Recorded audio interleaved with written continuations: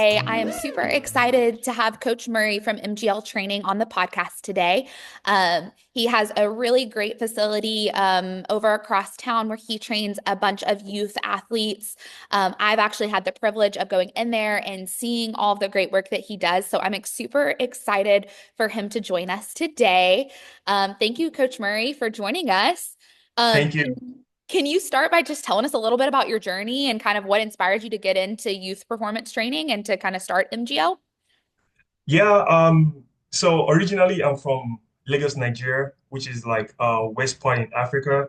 So growing up, I played basketball and I played soccer growing up because soccer is more like a major sport. And when I was like getting to like 12 to 13, then I kind of switched to basketball because I was really tall. And so I was really good at basketball, as a matter of fact, and that's what actually gave me a scholarship to come to the United States to continue my education and to keep like playing the sports. And that's where, like you playing like multiple sports, it get you to for your body to be exposed to like different kind of like body movement and stuff like that. So that's kind of one of the part that kind of encouraged me to start kind of working with like youth athlete and stuff like that. And as a matter of fact, because when I went to college, I went to military school, so went to play football. So when I was in school, I was a master sergeant. So my job is to train cadets and some ROTC students for like PT and stuff. So I have almost like 80 students I got to train every Monday, Wednesday, Friday for PT. So, and I kind of get along with them and they listen, it was great. So that's kind of how it kind of began for my journey, like getting into, youth athletic, training program and stuff. That's awesome. I had no idea about that with your background and being in like a military-based school. That's really awesome. And I think that that speaks loads to the to what you have to offer because you have that, background in training cadets. And I Yes, think that man. transfers over to what you do with your athletes now. That's amazing. Um, Absolutely. so you talked a little bit about like you were playing soccer growing up, and played basketball. Were you involved in any other sports growing up, or were those kind of your main two sports that you focused on? Yes, man. So soccer was like the main thing, because since when I'd probably say like 4 years old, Mhm. like we grew up like, get out of the house, like just probably like a regular pants, be on the street, make a quick like a small post for soccer, and we're gonna be playing with the neighborhood, like playing within ourselves. So you learn that, you know, and it kind of help you to develop like a really good footwork and agility and stuff like that. So me getting into basketball, it wasn't too hard for me when it comes to like the skills like movement and stuff. But when I started playing basketball, like I say, I was really good at it, stuff like that. It brought me to US. But when I got to US, my coach, which is Coach Buck, uh, he has like an organization called National Playmaker Academy. They're into like just like American football. He was the one that actually introduced me into football because he saw my size and he saw my speed. He was like, "Hey, I think you're gonna be great in football." So they kind of introduced me to football, and so that's what I ended up like when going to college to play. So pretty much I play like soccer, basketball, and football, and I run a little bit of track as well. Wow, so you have so much athletic background and experience, and that's awesome to, again, kind of the diversity of athlete that you have experienced training because you have so much diversity in your background as an athlete yourself. That's Absolutely. That's why I awesome. can connect with Yeah, most of the yeah. athletes I'm training. So it wasn't too hard for me like to connect with everybody because I know what's going on. Right. That's awesome.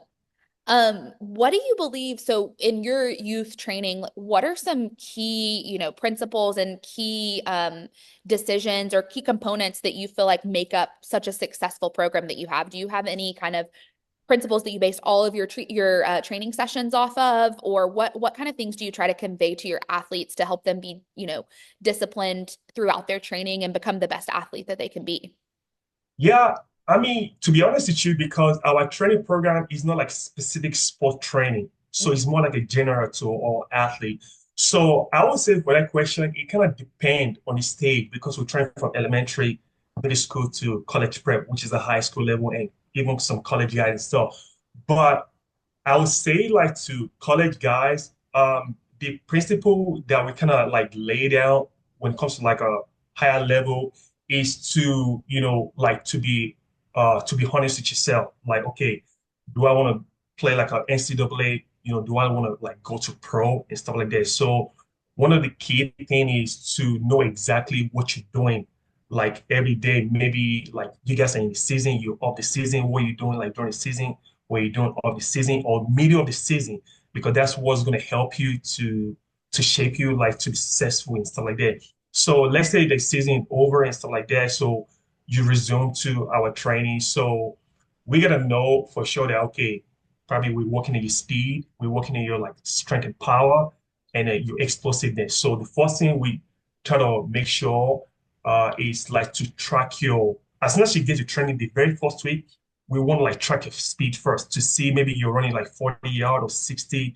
maybe you're playing baseball. So we kind of keep the data and we show you like, hey, you're 40 yard, maybe you're running like 4.8 and stuff like that. So it's not good enough. So our goal is to drop that 4.8 all the way to like or like 4.5 or 4.4. You see what I'm saying? When it comes to strength, maybe we squatting maybe like 225. We're trying to like get it to like 315 and stuff like that. We just kind of like set up like a goals for them, like so that they see. And the way we set it up, like I say, is we just don't like say it to them whereby they just kind of like hear it. We show them like, okay, this is your stats because we have all the tools like a speed gauge, and when it comes to like the jumping, we have like a device that kind of track their vertical jump, whereby they see all the stats, so they know that okay, I have a goal, and it has a set goal. So we'll be like, okay, in a month we want to get to this stage. In this month we try to get to this stage. At the end of your like beginning of your like season, this is what we trying to get to and stuff like that. So we kind of like how it goes for them, whereby they see what's going on. That's awesome. I love to hear that. That's something that with my patients I work on as well is having specific goals for them. You got to have to know where you are at your baseline. So I love that you guys, when you bring them in and maybe you said you're working on speed, like you measure that speed at the beginning, know where you're starting, know where you want to go, and then you can implement the specific drills, the specific training principles to get you to that goal. And I think that that's huge because everyone for their sport has a goal. They want to get better, but how do you get there is you've got to have those goals. And I love that you guys do that. I think that's so important, especially for our youth athletes, because sometimes I don't think that they get all of that when they're just playing school sports. They might not, coaches sometimes don't always have the time to step back and help them, Yes, track all the steps to those specific goals. So you guys are such a great supplement to the sport that they're already doing to help them get to the next level, whether absolutely. soccer, basketball, track, whatever it may be. I love, love, love to hear that. Well, Yeah.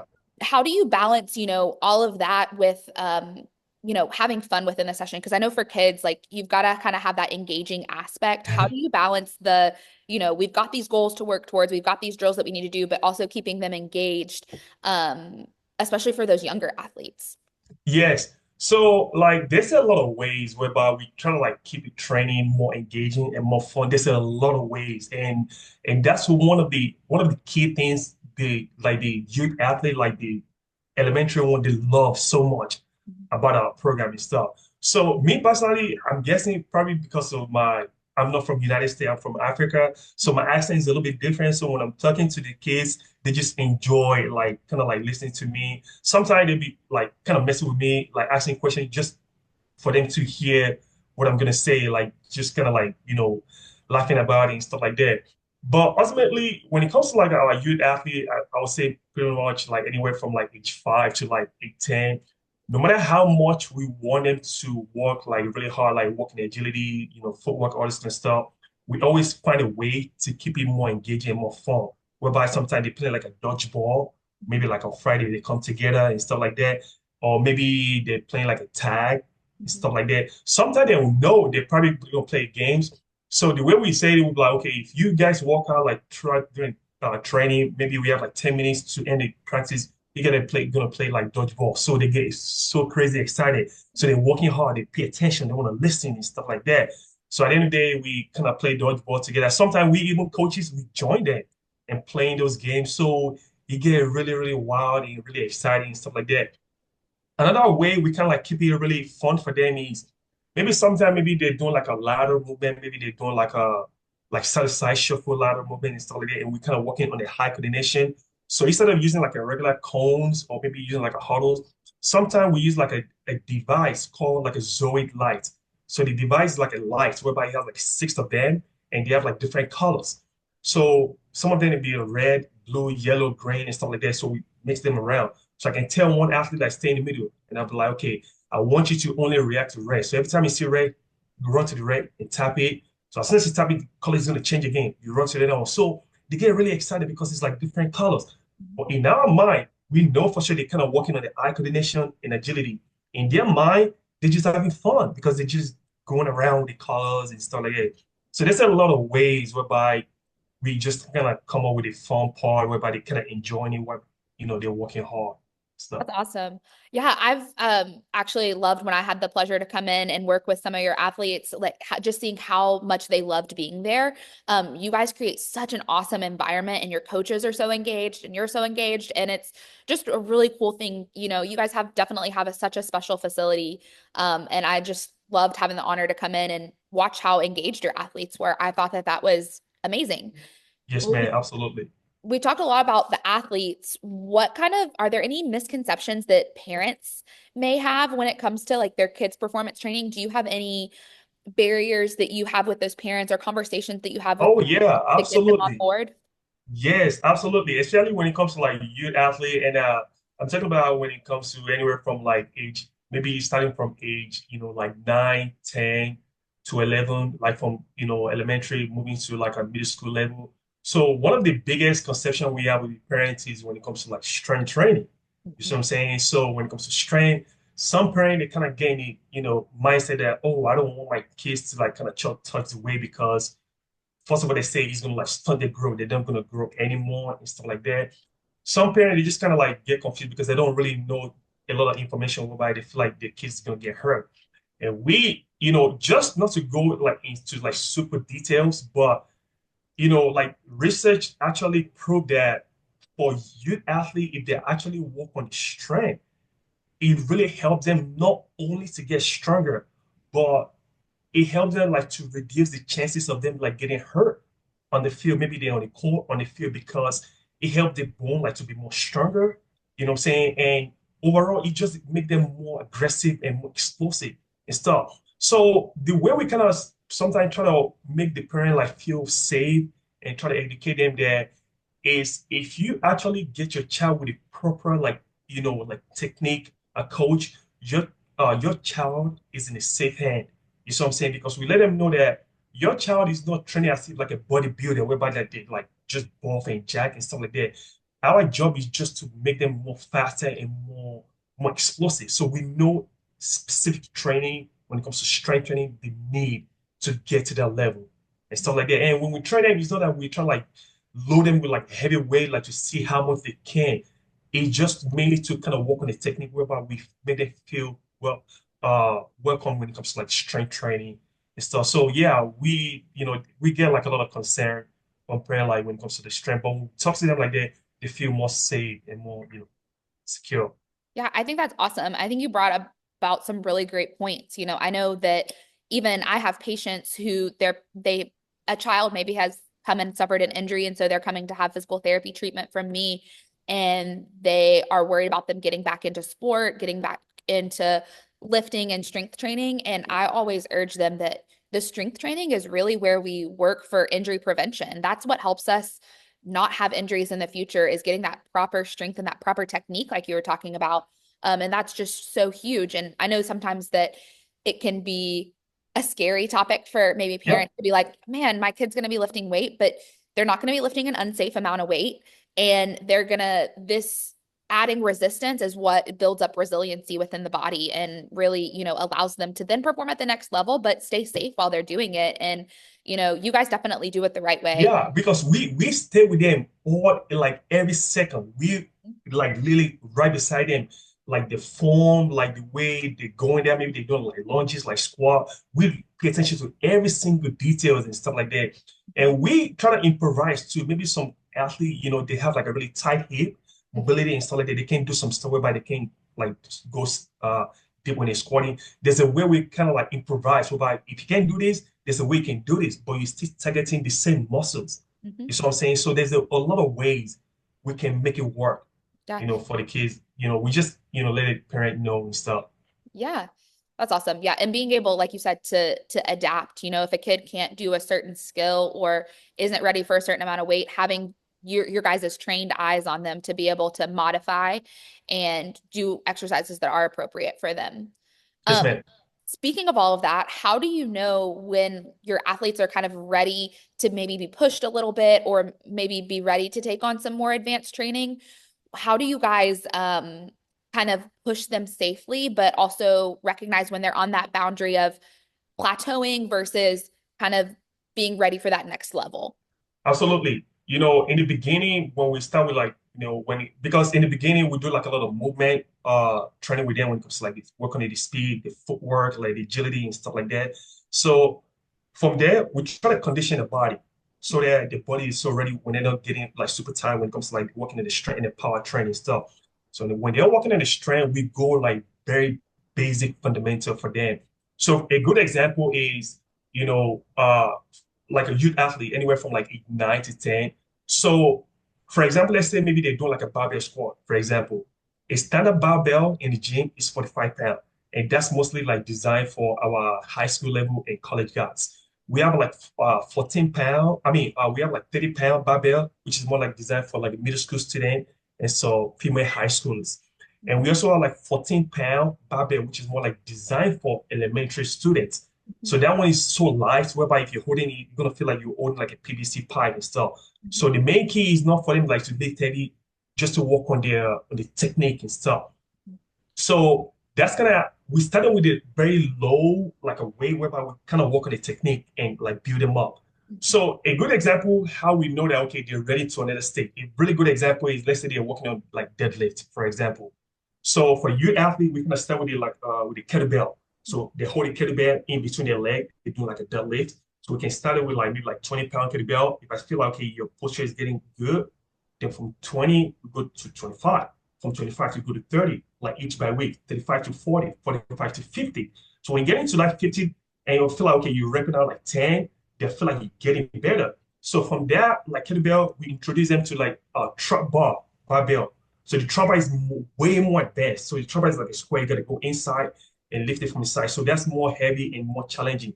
But we know you're getting ready for that level because you're getting stronger and stuff. So that's kind of how we kind of like measure like the strength, like okay, they're getting to a different level. That's awesome. Can you kind of tell us a little bit about, so I know you have different age groups that you work with. Tell us a little bit about each of those programs and how you, how maybe how a typical training session flows with those different programs. So like from your youth athletes to your middle school athletes to your pre-collegiate athletes, how do those, what are the age groups for all of those? And then how does a typical session flow? Yeah, we start from like I say, elementary to college prep. So we literally start from age 5. That's where we start from. So I would say anywhere from age 5, 6, 7, close to 8, they always kind of like train together. So from I would say like age like 10 to 11, middle school going to elementary going to middle school, so like 10, 11, they kind of like bring the groups together. So 12, 13, that's more like a middle school like section and stuff. So we categorize age 14, 15, 16, like a high school level. But the main thing is, what's more like unique about our training is we don't train athlete based on the age. We train it based on the performance level. So it don't matter what your age is, it's mainly how you perform, how you react to the training, how you like, when we're giving you something whereby we don't have to like show you multiple times whereby you already kind of like figure it out. So we know that okay, you belong in this category group and so that's kind of how we move our student around. So before we move them, we kind of like tell the parent like, hey, your student is so advanced, we need to move it to this class, or we're gonna let them know your student is a high school, but we probably need to bring them to the middle school like session just to like get him ready to a higher tier stuff like that. So that's kind of how we move our like athlete around like based on the age and the performance level. That's awesome. Um, What about are there any mistakes that you see that young athletes make that maybe either lead them to injury or lead them to burnout? What kind of things do you kind of help correct them with when they're with you, or maybe some things that you see in an athlete who hasn't yet trained with you that when they're coming to train with you, you guys are focusing on? Yeah, I mean, it's a lot of ways, most of the time it's more like when they're like trying to get stronger, they're working out maybe like on the strength. Is mainly maybe they're trying to, we know for sure because we've been working with you, we know what your strength is. And Mhm. sometimes, maybe because they kind of like train in a like small group, they see all their friends whereby they probably like going like a little bit heavier weights, and they might like you might not be ready to get to that level. So we know what we need to do for you to get to that level because whoever you're watching, they probably be coming maybe like 2 years before you. So they've been their body is more stronger, they've been conditioned and stuff like that. So maybe like the new ones, they're trying to get to that level, they just want to rush it just because maybe they're friends. So they try like try it out way. Maybe, for example, maybe they're doing like a deadlift, you're gonna see they're not capable like of lifting that weight. So whenever they're coming up, you're gonna see like maybe their back like around it, so like keeping their posture right, like chest up and stuff like that. So those are some of the like common mistakes that we see whereby we try to encourage them like, hey, it's a process. There's a process we gotta build you up like to get to that level. So you don't have any reason like to rush it because you don't have to think for yourself. We the one like help you to guide you to get to that stage and stuff like that. So, but like to like to your question, coach, this is like one of the common mistake that we see because the athlete is trying to push itself. Sometimes it doesn't even happen in our gym. It happen maybe they're home. They're trying to like work on this thing because they have like a home gym and there's nobody around. They just trying to go crazy. I want to get stronger and stuff like that. So yeah, those are in some of like the areas that we see this athlete, they just because they're so young, they're trying to challenge themselves. Yeah. But Yeah.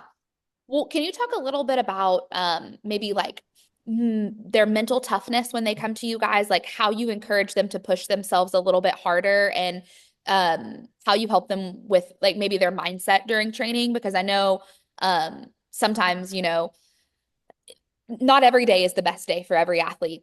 Not everyone comes in functioning at 100% every day. And I know that sometimes like that mental toughness can kind of work its way into training and even sometimes on the opposite side of that like maybe mental like poor self-talk can kind of yes, come in. man. How are you guys encouraging them and helping them kind of stay in the right mindset when they're working with you guys as well too? A lot of ways we tackle this because that's like a really, really big, point you brought out, like mental toughness, especially for the young athlete because they need like a lot of help to stay, motivated. So some parents, when they come, they just want like a one-on-one training for the kids. There's nothing wrong with the kids. It's not that the kids they can train with like the group. They specifically want one-on-one training just because they feel like if I get one-on-one, the coaches can pay more attention to my child, like get him to that level.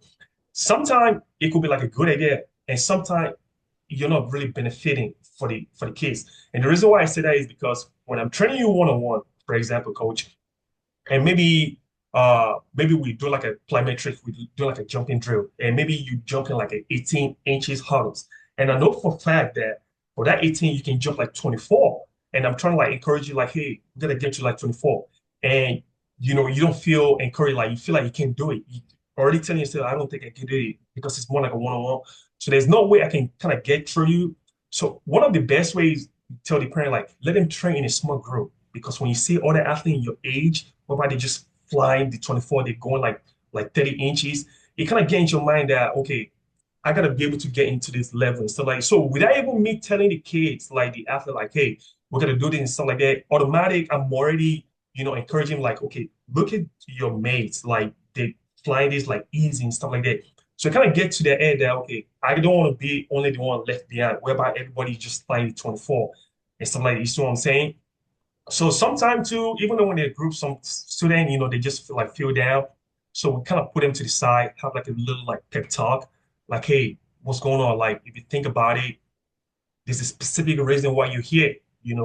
Like there's thousands of athletes around the world want exactly what you want.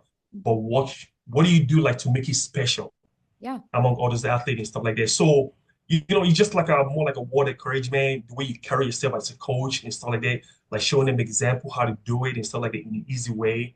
So honestly, coach, there's a lot of ways we try to encourage this athlete, and it actually works and Yeah. stuff like that. So, but but yeah, That's awesome. I love what you had to say about that. Like, I love that you guys can kind of you take each child individually and look at what they need. So, like you were saying, if someone's working with you one-on-one, but you see that they might thrive more in a group setting, encouraging them to try that group setting, or maybe vice versa. If they're not thriving in that group setting, encouraging them to try some one-on-one. I think that that is Yeah, such a unique approach to what you guys have to offer because you offer, one-on-one training and group training. You guys have so yes. much value that you provide to these kids. Yeah. And it's not that we don't encourage a one-on-one, but the only time we encourage that is maybe the child like tore the ACL or MCL, maybe they tore like they hurt their ankle and they're getting out of rehab. Maybe they haven't trained for like a couple of months. They're trying to like get back in shape. That's when we sometimes we kind of encourage one-on-one. Or Mhm. maybe the kids maybe like obesity level, they're trying to just get in shape and stuff like that. So tell the parent like I think one-on-one is gonna be the best route to go just to like build them up before you kind of put in a group. But overall, group always wins like every time because we've been training these guys for like so many years, and we know that for sure. Like group is just one of the best. And when me in group, sometimes the reason maybe they don't want to go into the group, they'll be thinking, oh, it's going to be like 20 students in a class, maybe like 25. And when I'm talking about group, we're talking about like 4 to 5 students, probably most like six. We try like train in group and stuff like that. So that's why we always like say the group is just kind of encouraging better because everybody is just like moving crazy fast. Yeah, that's awesome. Um, what about, is there any, if I asked you about all the athletes that you have, is there any like success story that you guys have had that you're like, man, this athlete came to us and they didn't know how to, strength train at all. They didn't have great agility and we worked with them and we saw them, excel at their sport. Is there somebody that sticks out to you guys that you're like, man, this was such a great experience we had with this athlete? Or maybe there's several, but could you tell us about maybe, something that stands out in your mind? Yeah, man, it's a lot. It's Yeah. a lot of them because sometimes when it comes to training, when they start the training, during even talking to the parent when they bring the child, we let it like the kids, like the athlete know that hey, this is not like a regular training. Maybe you're just gonna sitting around like trying to walk around or drink water and have a break. This is a real deal. Like you're gonna feel this and stuff like that. So we let them have the impression and stuff like that. So some of them maybe their very first day or their very first week, sometime, especially during like the sled, maybe they're pushing the sled, you're gonna see some of them be crying their eyes out and stuff like that because they're quad, they're tired and stuff like that. We try to push them, encourage them and stuff like that. And we know for sure that it's just like a temporary because within like the very first like couple of training, like the very first month, like the body is gonna adapt to the system and stuff like that. So there's ton of them whereby we have like the video on phone whereby we show them later the first day when they're crying and stuff like complaining. Then after maybe like, like maybe like 3 to 6 months of the training, and we see them whereby they just going crazy at it because they get stronger. They feel good about themselves. And one of my favorite students, I'm going to show you. I have a picture of her, the frame. Her name is Harper Rich. Mhm. She's a softball athlete. She's 13 now, but she came when she was 9 years old, and I can literally remember the first day she came, whereby she was just crying her ball out that she told her mom that she doesn't want to come back to training. So I text her mom, I beg her mom, like, please don't let her quit. Let her still come to one of the couple of sections and stuff like that. So the more she's coming, she felt a little bit more into it. She felt more relaxed and stuff like that. Today, like today, her mom always tell me that after she finished like softball training in school, she's gonna be begging in the car that she want to go to MGL. And the reason it being because she has seen so much growth. Like she got stronger, she got fast and stuff like that.